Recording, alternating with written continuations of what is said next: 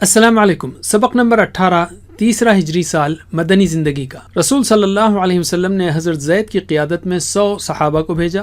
انہوں نے قریش کے ایک تجارتی قافلے پر قبضہ کر لیا تاکہ قریش کی طاقت کمزور ہو اور ان کے حملوں سے محفوظ رہا جائے۔ غزوہ احد جو مدینہ کے پاس ہوئی، قریش کے 3000 کا صرف 700 مسلمانوں نے مقابلہ کیا کیونکہ 300 منافقین ساتھ چھوڑ چکے تھے۔ شروع میں اہل ایمان کو فتح ملی لیکن چند صحابہ نے ایک جنگی مورچہ چھوڑا جس کی وجہ سے کافی نقصان ہوا۔ غزوہ احد کے بعد مشرکین مکہ کے دوبارہ حملے کے پیش نظر رسول صلی اللہ علیہ وسلم نے صحابہ کو ساتھ لیا اور ان کا حمراء الاسد تک پیچھا کیا۔ مشرکین کو جب پتہ چلا تو وہ ڈر گئے اور واپس مکہ لوٹ گئے۔